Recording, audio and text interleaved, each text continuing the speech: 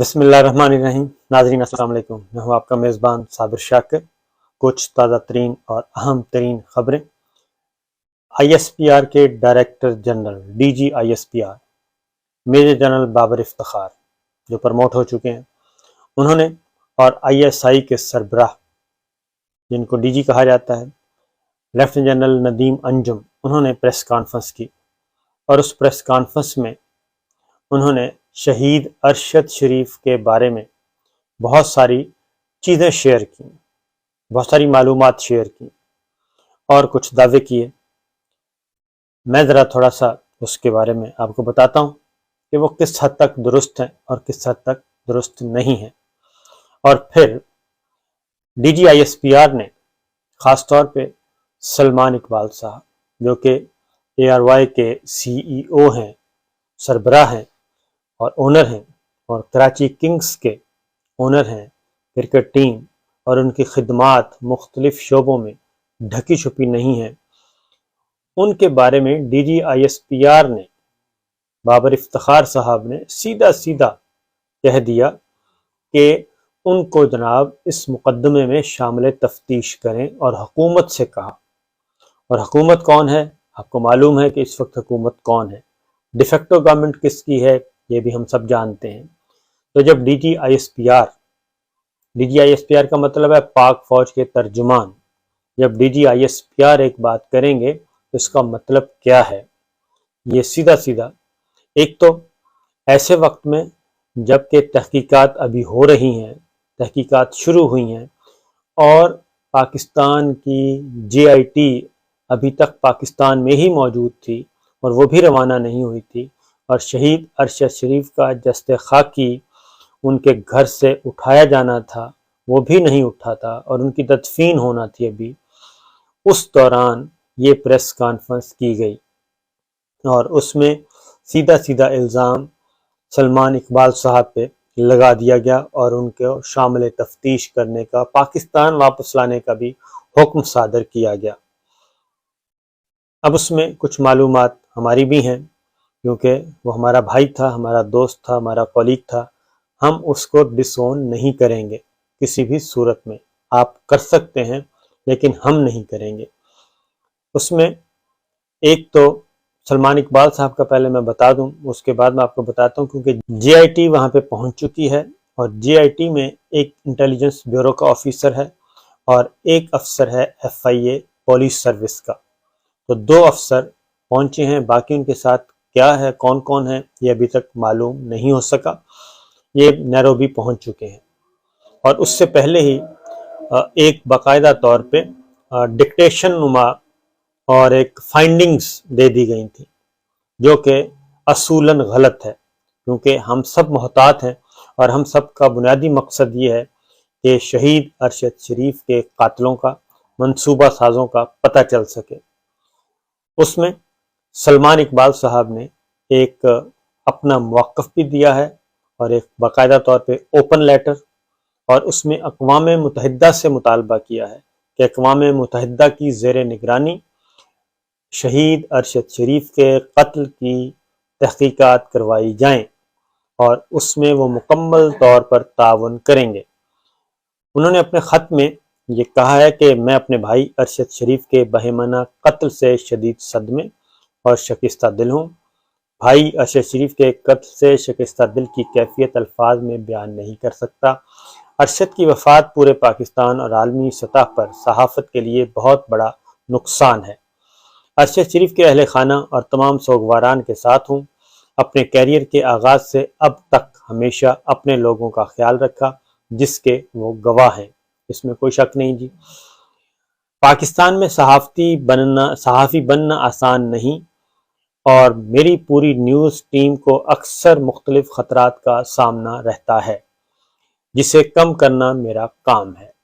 دہشت گردی کے خلاف جنگ میں ہم نے کئی ساتھیوں کو کھویا، اس میں بھی کوئی شک نہیں ہے، اور ہمارے اسلام آباد بیورو آفس میں باقاعدہ طور پہ جی وہاں پہ دھماکہ کیا گیا تھا، وہاں پہ باقاعدہ دھماکہ کیا گیا تھا، اور ہمارا ایک کارکن شدید زخمی ہوا تھا، اللہ تعالیٰ نے اس کو بچایا، تو یہ بھی موجود ہے۔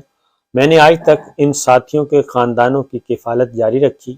یہ بھی درست ہے کہ جتنے بھی ہمارے حادثوں میں گئے ہیں، حادثات میں، ان کی کفالت ابھی تک ARY نیوز کر رہا ہے۔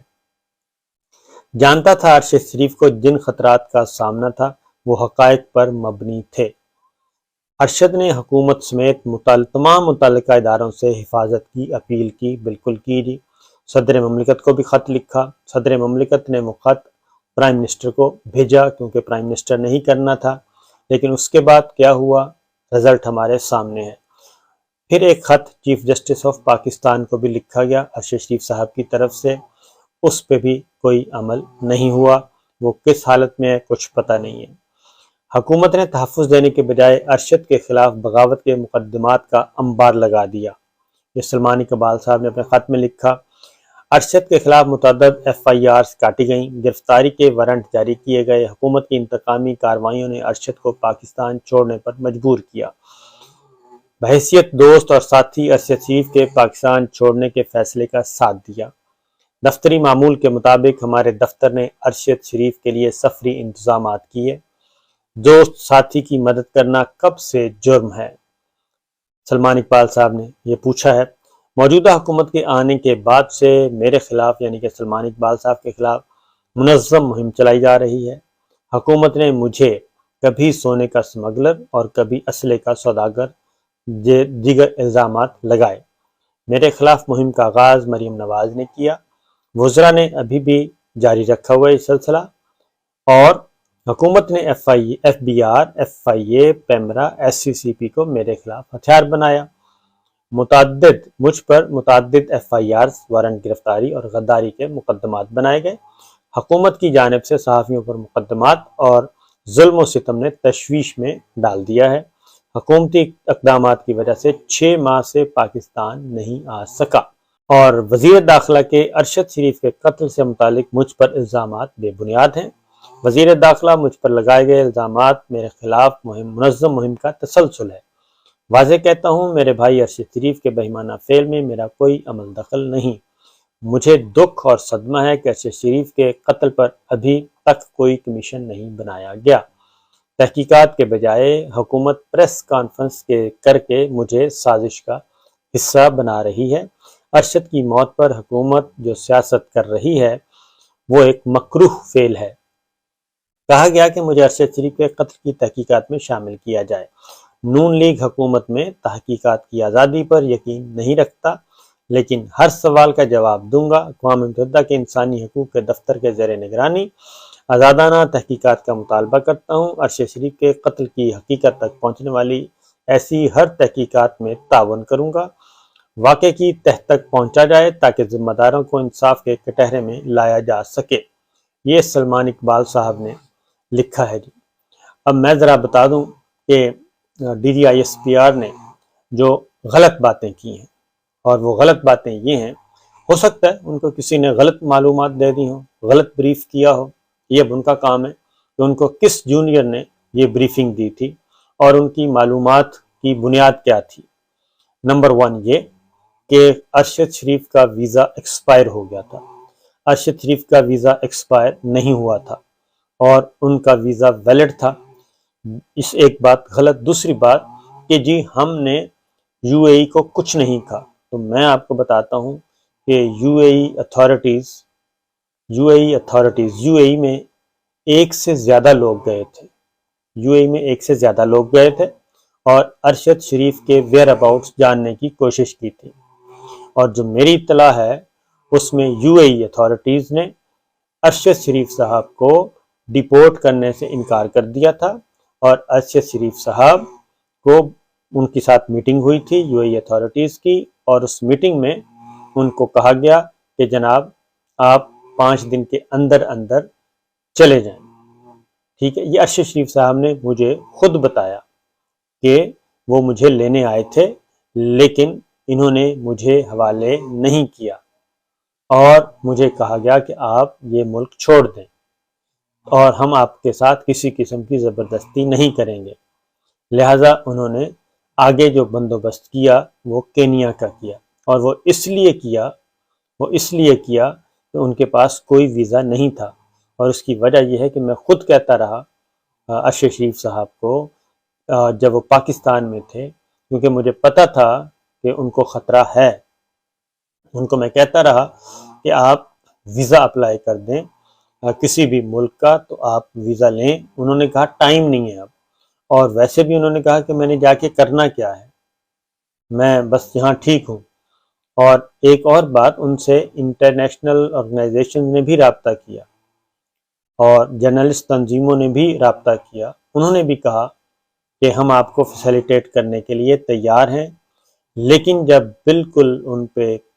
ان کو پتہ چلا، جب ان پہ وہ آئی مشکلات اس حد تک آ گئیں کہ ان کو کہا کہ اب شاید میری جان نہ بچ سکے، تب وہ راتوں رات باہر آئے، اور اس میں مجھے بھی معلوم ہے اور باقی دوستوں کو بھی معلوم ہے۔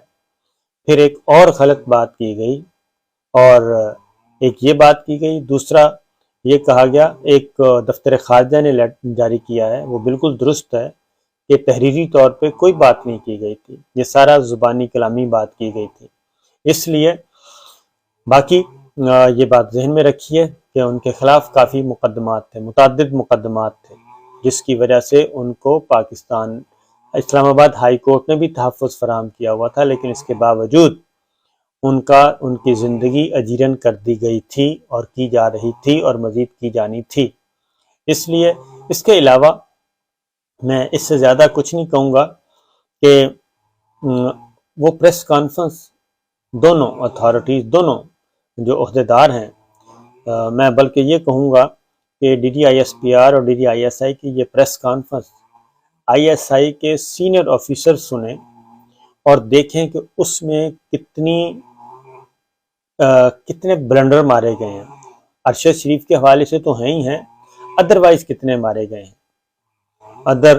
اگر اس کو ہم نے تو سنا ہے غور سے، لیکن اگر کسی مخالف اور دشمن ملک نے سن لیا اور اس میں سے چیزیں نکالنا شروع کر دیں تو وہ پاکستان کی سلامتی کے لیے کتنا نقصان دہ ہوں گی۔ اس لیے مجھے نہیں سمجھ آئی کہ یہ گفتگو اس طریقے سے کیمرے کے سامنے آ کے ریکارڈ کروانے کی کیا ضرورت تھی۔ آپ ذرا وہ غور سے سن لیجئے گا، اس کے بعد آپ کو اندازہ ہو جائے گا۔